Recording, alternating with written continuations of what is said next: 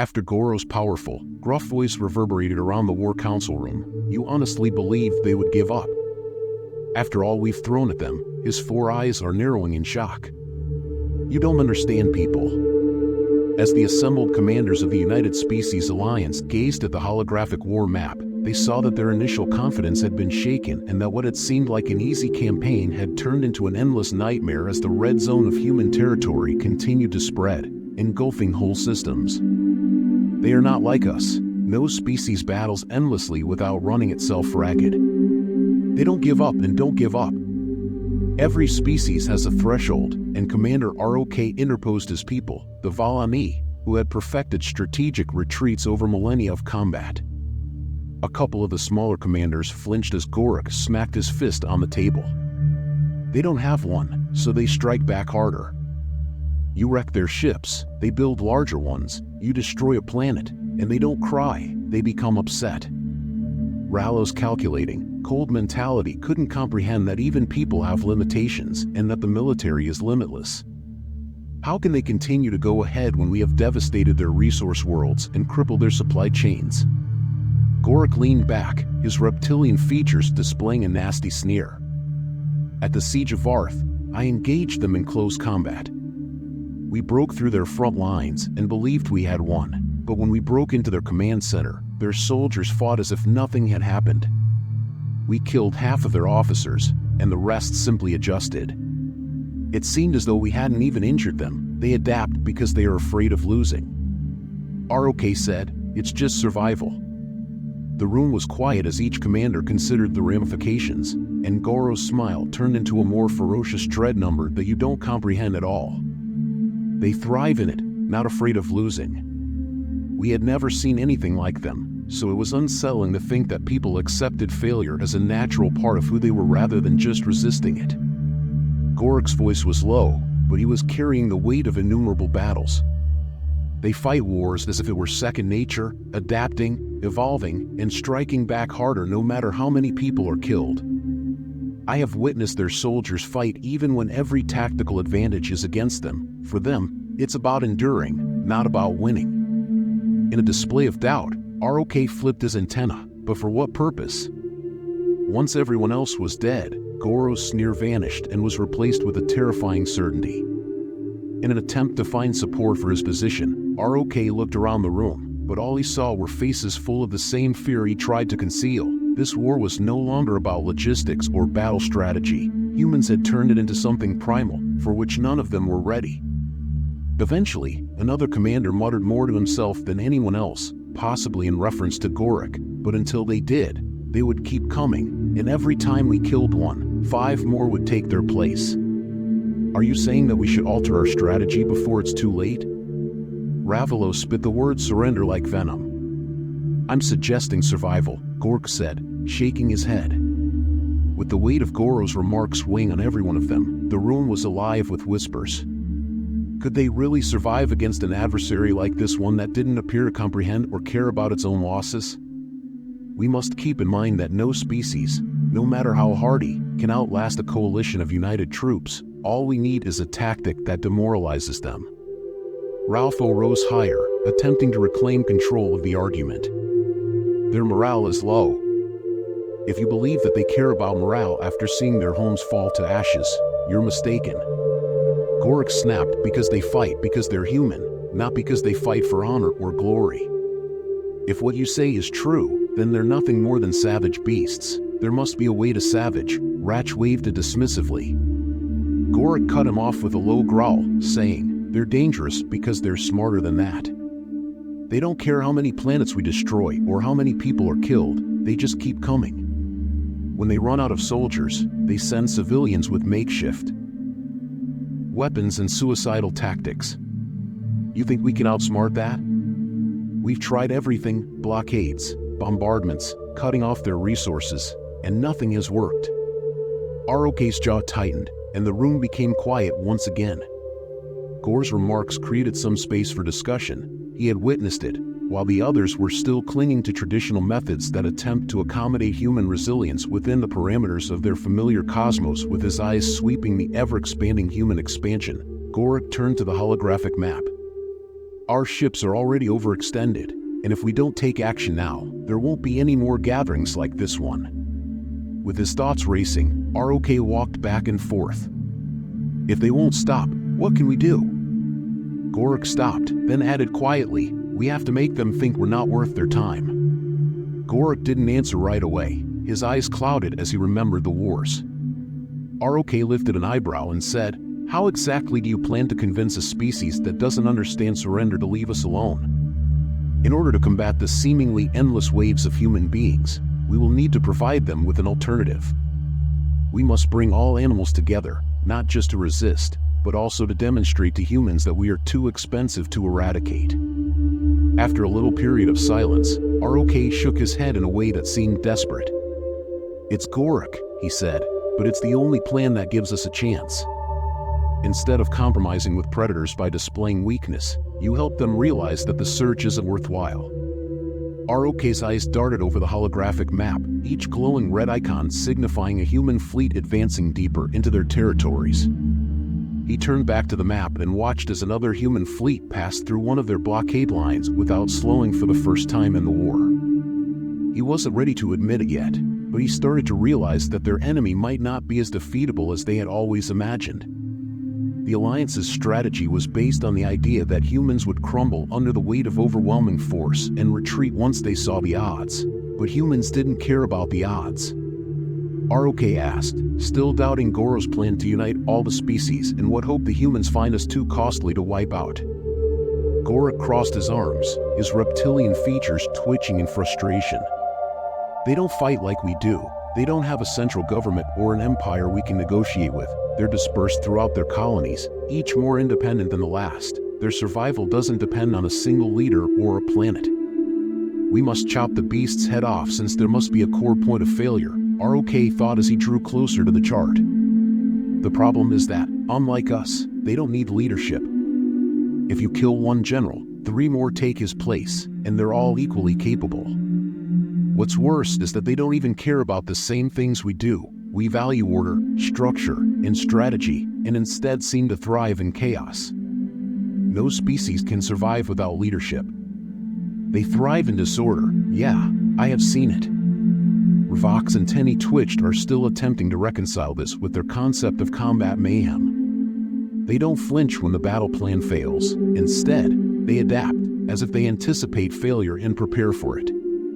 Rallo stood erect, his posture rigid as he considered what he had said. He then turned to face the other council members, whose worried expressions were lit up by the glowing map. If they adjust to the changing situation, we create too many variables for even they to manage, one of the younger commanders. A shrewd-looking Furin cocked his head, saying, "You mean, they were overpowered by complexity? How not just complexity?" Warming to the notion that deceit makes people believe they're winning leads them into traps. According to Rollo, they will ultimately run out of alternatives if we divide their troops along many fronts and give them too many issues to handle. There must be a breaking point for every species to exist. "I'm telling you, I've seen them in action," Gorak grumbled. "I don't believe they can deviate from our expectations." ROK disregarded him when he addressed the council, and we attacked them in unexpected ways. Guerrilla attacks on vital supply lines, sabotage inside their colonies, and infrastructure disruption pushed them to the limit. Attack their industries and destroy their food supplies. Gorak shook his head, saying, "You're assuming they need those things? Humans have fought in conditions that would break any of us. They're not relying on luxury or comfort. You destroy their supply line, they'll find another way. You take away their food, they'll eat whatever they can find. They don't need what we need." ROK gave him a stern look. "I'm not claiming that any species is invincible." Gorak snarled and said, "They're unpredictable. You're treating them like they're just another army, but they're not. They fight with their entire society, not just with guns or ships. Civilians turn into soldiers. Engineers become into strategists. The plan was sound on the surface, cutting off resources, disrupting infrastructure, and spreading chaos, but the problem wasn't the strategy, it was the humans themselves. They'll fight without technology if necessary. After a long pause, Gorak said, "You think you can break them by taking away their tools, but that's not how they think. They've been surviving against impossible odds for as long as we've known them. They find ways to win. Farmers manufacture weapons. They don't need formal training. Every human is a potential threat, regardless of the role they play." "What's your idea, then?" ROK stopped pacing, his eyes displaying obvious displeasure. "Gorak, you seem to believe that there is nothing we can do to stop them. Should we quit up?" Goro maintained a steady stare. He crossed his arms, "So we allowed them to take over the galaxy because they are too obstinate to stop them. I'm saying that we need to change the way we think about this war. Humans have been treating it like a series of battles, but to them, it isn't a series of conflicts to win, it's a way of life. That's the one thing they can't adjust to," Gorak remarked in a low voice. "We make it so they can't fight the way they're used to, they thrive in chaos." ROK arched an eyebrow. "We make this war predictable." Gorak acknowledged that people are adaptive because they anticipate problems. But what if everything goes according to plan and every assault turns out to be precisely what they anticipated? No shocks, no abrupt movements, and no mayhem. They anticipate uncertainty, so we give them the opposite. ROK scowled at the notion that it was out of the ordinary, but that's precisely what made it interesting. "You suppose they'll falter if they can't depend on their flexibility?" Gori shrugged. "Although it is a hypothesis, we haven't tested it yet." The council murmured in agreement, cautious but intrigued, and ROK turned back to the map, his mind already calculating very well. ROK stood silent, the weight of the decision pressing down on him. If they continued fighting this war the same way, they would lose that much. It was obvious that humans were relentless, but even they had to have limits they hadn't yet found.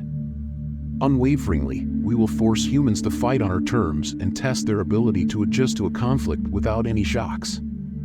Though his face showed lingering skepticism, Gorak nodded slowly. The proposal was audacious, but he had seen too much to put his faith in audacity alone. It was time to check whether they could manage predictability because, for the first time in weeks, ROK felt certain that they were finally gaining charge of the situation and that this conflict would no longer be conducted on human terms. Every move the Alliance made, every deployment, and every attack were flawlessly orchestrated and carried out without a hitch as the last fight for the Torvian system got underway. The combined fleets of more than a dozen species responded to human advancements with mechanical precision while moving in flawless coordination. ROK looked at Gorak, who stood silently next to him, his eyes narrowed as he studied the display. They were falling back. ROK watched from the command deck of his flagship as the holographic map unfolded before him, each human fleet marked in red being intercepted at precisely the right moment, the response fleets moving with the synchronization the humans could never match. Rallo noticed a tinge of contentment in his tone.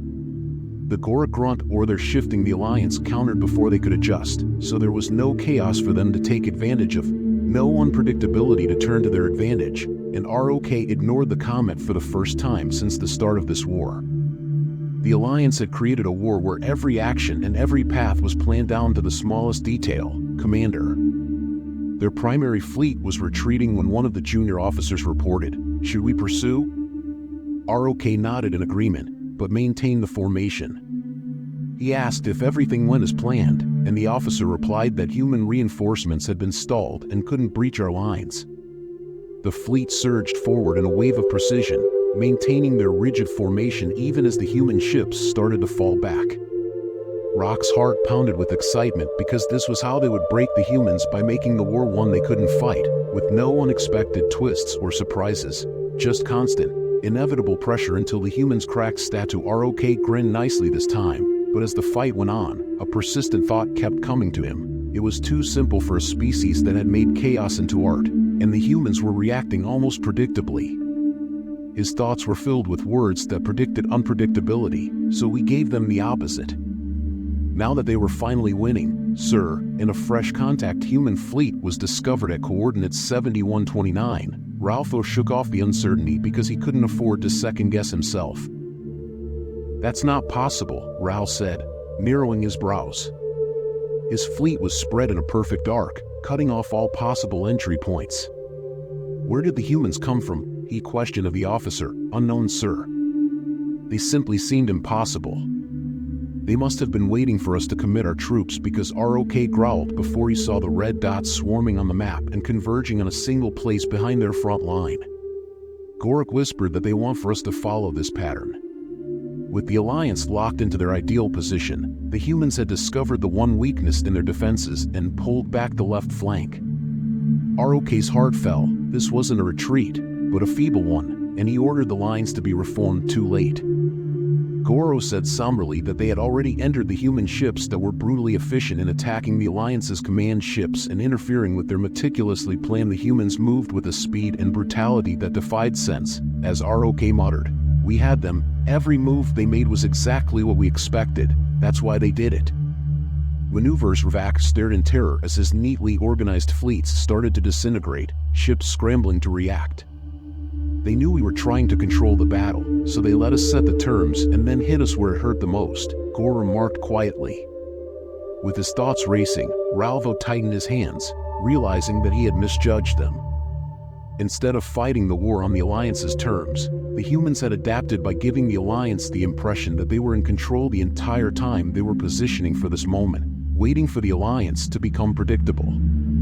He gave the order, "Vote tight, we need to regroup," but it was too late. The human ships had pushed deeper, shattering the Alliance's lines, instead of retreating. As the human vessels navigated through the disarray of Alliance forces, aiming for important ships and command ERS with merciless precision, what had been a battle of precision turned into a slaughter. ROK watched helplessly as his fleets broke up, with every attempt to restore order being met with swift counterattacks. The humans weren't responding to the Alliance's strategies. Instead, they were destroying them piece by piece, turning predictability against us. They needed control, not pandemonium, Gorik said almost to himself. Every choice he made, every action he believed was forcing the humans into submission had only served to tighten the noose around his neck. "Sir," the officer said in a trembling voice, "we've lost the left and right flanks." Rock's chest tightened as the humans used their own strategy against them, luring them into a trap of their own making. In the midst of Central Command, Rallo's eyes are fixed on the map, his mind numb. How had it gotten to this point? The humans were supposed to crumble under the pressure of a battle they couldn't adapt to, but they hadn't, because this was how they adapted, the officer pressed. His voice was beginning to sound panicked. ROK shut his eyes. The reality of his defeat settling, and he had thought he could outthink them, control them, but the humans were never fighting the same war. They had turned the Alliance's greatest strength, its precision and order, into a weapon against itself. "We're finished," ROK whispered. Gorik nodded slowly, a dark, bitter smile on his face. "I tried to tell you, this is what they do." ROK felt a hollow emptiness in his chest as the map turned red, all of it, the entire fleet, the culmination of the Alliance's strength and unity reduced to wreckage and fleeing ships they had lost, not because the humans were stronger or faster, but because the Alliance had never truly understood what they were fighting. Gorik stepped forward, his gaze fixed on the burning remnants of the fleet. Humans don't just fight to win, ROK, they fight to end you, and if you don't understand that from the start, you've already lost. ROK stared at the smoldering map, his entire body trembling with disbelief. He had tried to control a war against an enemy that defied control. In the end, it hadn't mattered how perfect their strategy was. The humans had won the moment they made them think they were in control.